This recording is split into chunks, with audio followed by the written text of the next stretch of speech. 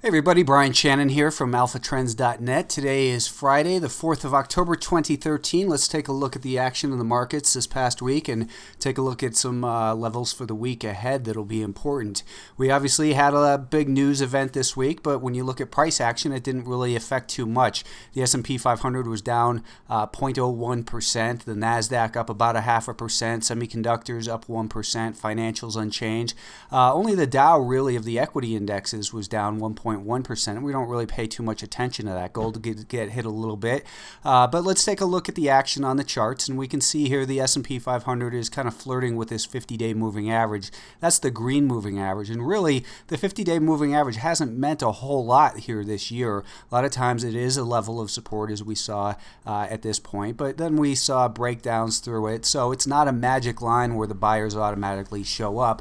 Moving averages are simply a reference point to say, let's take a closer look at the action on a shorter term time frame. And we look at this week, we can see this is the last 5 days. We have here a volume weighted average price. So for the week, the average price the S&P traded at was about 168.26, and we closed above that. However, we are still below this, well, we've got a pattern that is of lower highs and lower lows. What we'd like to see is a pullback, create a higher low, and then next week be able to break beyond about 169.5. I think that's going to be an important level.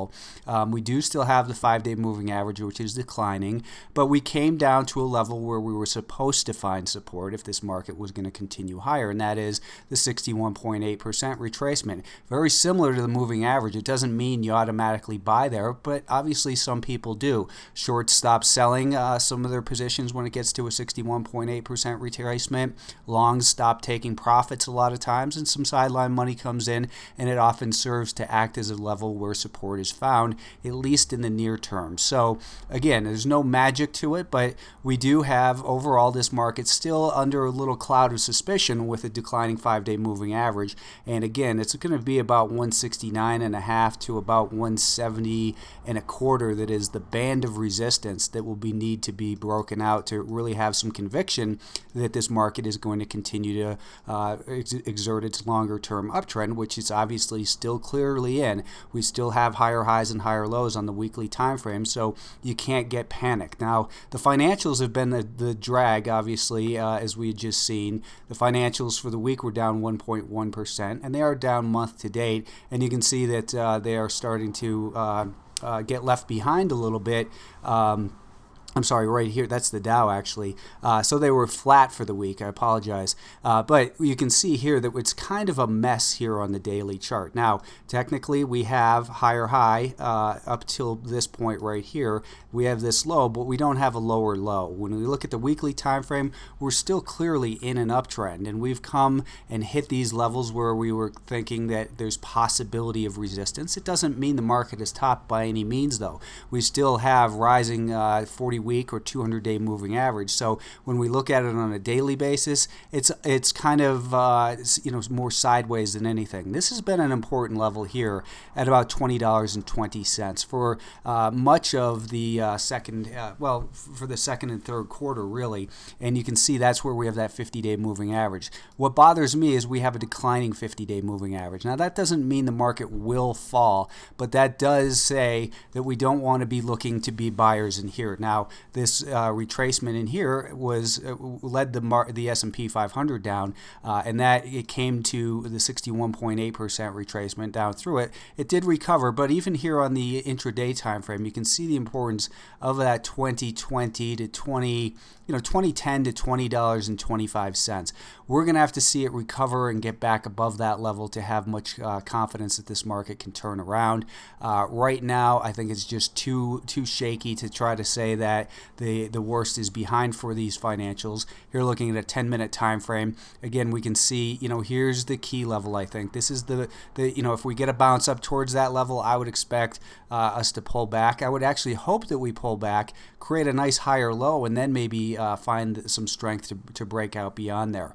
The stronger market, of course, is the Nasdaq. The Nasdaq was up on the week. When we take a look at that number here again, it was up 0.5 percentage point, and we saw that we're still riding above this rising 20-day moving average. On the intraday time frame, we had a shake below that 78.50 that didn't really last very long on 2 days, today being one of those days. For the week, the volume weighted average price was just above $79 a share. And we're really kind of range bound in here.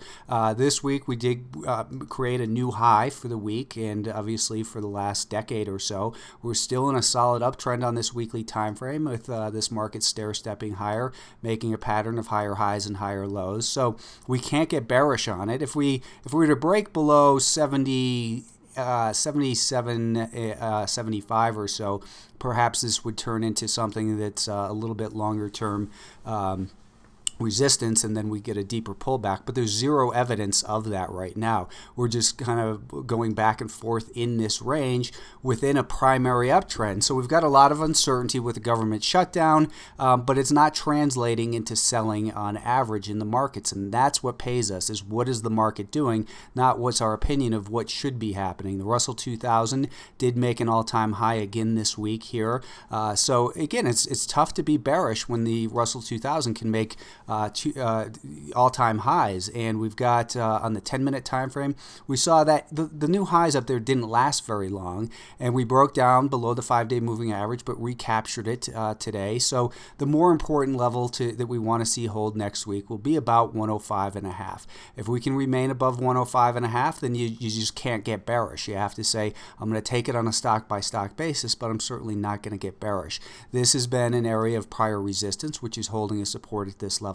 So you simply can't read into it and say, hey, I've got to be short this market, because you could be short for a couple hours and then it's going to take it all back from you. The fact is, we remain in a primary uptrend in all of these markets, and maybe we're undergoing distribution. It's really hard to argue that when we've made an all-time high just 3 days ago, but it's always something to be aware of, and we want to say, realize how the market acts when we come down to key levels, and then will that, if we break 105.25 next week, will the market drop down, come up and find resistance, and then make a lower low? That's what we don't want to see happen if we're bullish on this market. The semiconductors continue to hold up really well here on this daily time frame. You can see they were forming this little flag. It fell out of that, but then recovered quickly back above the $40 level this week. So $40 has been a key level, that really, now 39.5. We got down below it, but again, we recovered very quickly. We're back above a rising 5-day moving average.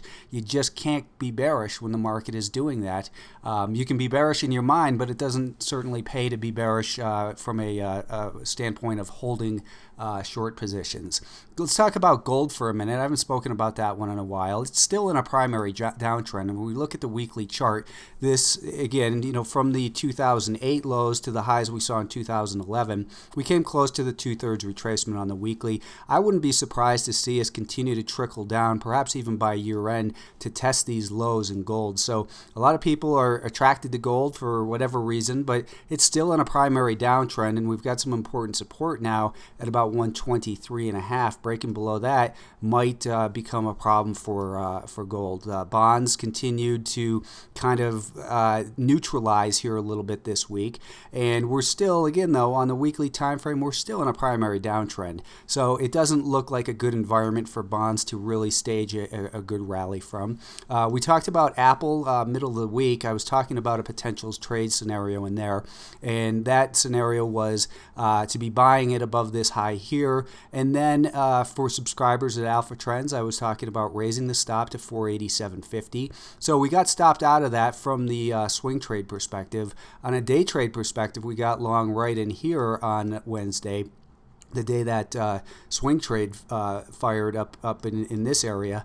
But the next day, of course, it dropped below that 487.50, and that's what money management and risk stops are for, is to say, okay, I'm going to get out of it, take a small loss, reassess, and by doing so, you might not have panicked and sold it at 479 or about 8 points lower, or you wouldn't be holding it over the weekend 4 points lower, wondering what the heck you were doing still holding it. Now, as far as Apple looks going going forward, I think it's still kind of consolidating in here. We've got this little trend line, and maybe it's starting to form this little triangle in here.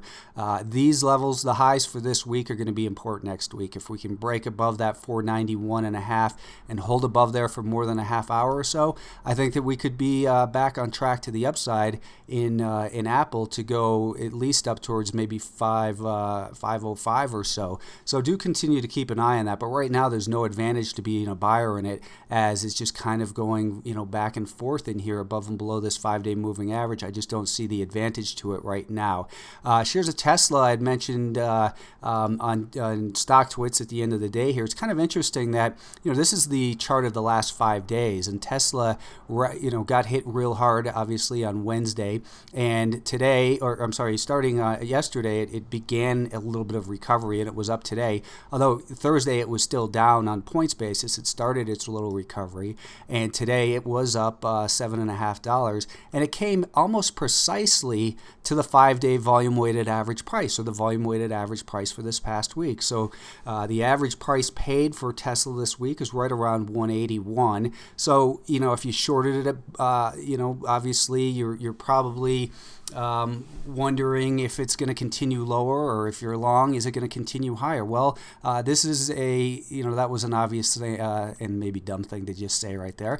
But the fact is, it's still in a primary uptrend. This stock is a beast. I think that it's, up here especially, I don't think you want to be positioning yourself for a longer term hold, but there are great day trade opportunities. In the chat room, I had mentioned right here on Wednesday that I thought it looked like it was headed for a test of the 20-day moving average, which was about 10 points lower. So it did, in fact, in the next hour come down and test that 20-day moving average.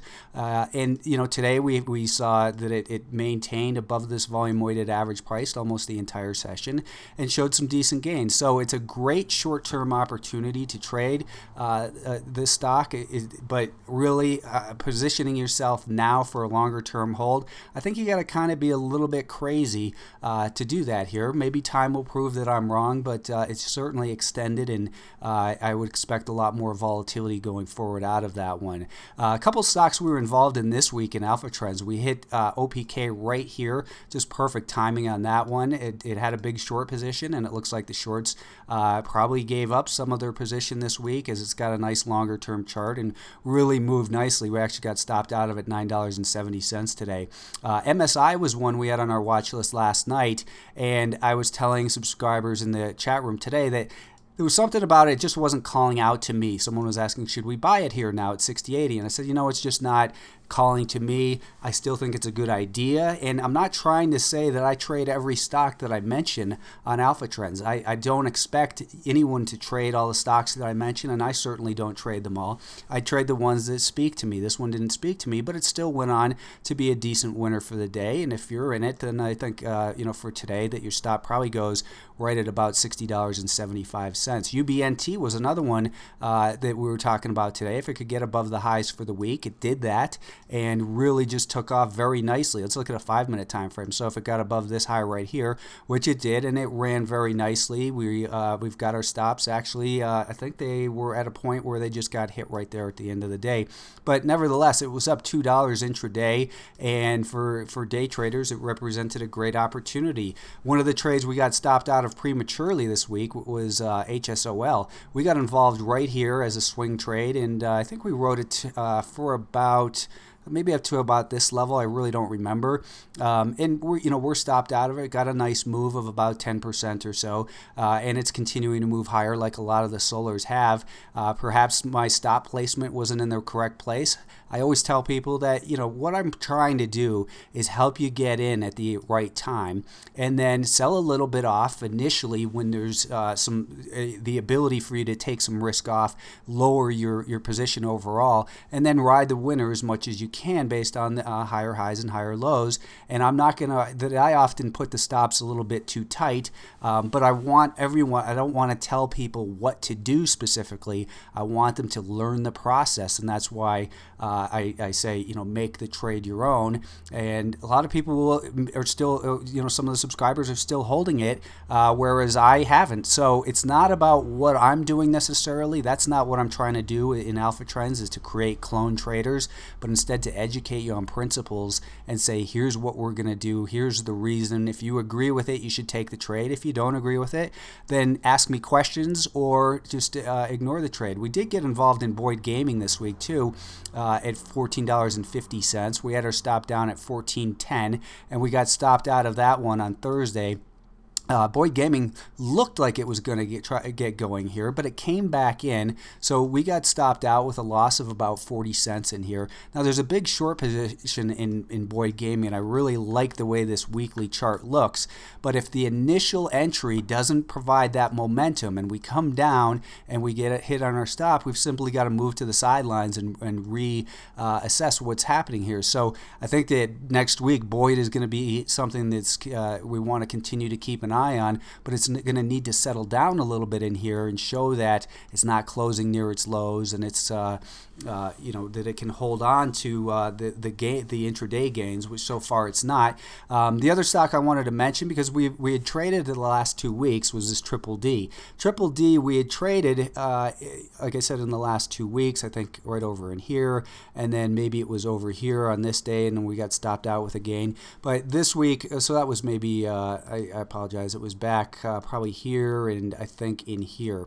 Anyways, this week I thought, it's just a little too volatile. We're missing, we're spending a lot of time with this stock. It doesn't seem like the sellers are gaining control, but neither are the buyers. There's a big short position in here, but it's quite extended over the last few years. And anyways, those are just some ideas, the types of ideas we talk about each day. I track a bunch of them for swing trades. I mention other ones that maybe aren't as well set up on a risk-reward basis, and those become our watch list ideas, but there's still a lot of great ideas in there, and my job is to help bring those ideas to you, help you manage the risk, and try to help you develop your own style to determine how long you want to hold them yourself. So I hope it was a good week for everyone, and I'll talk to you next week.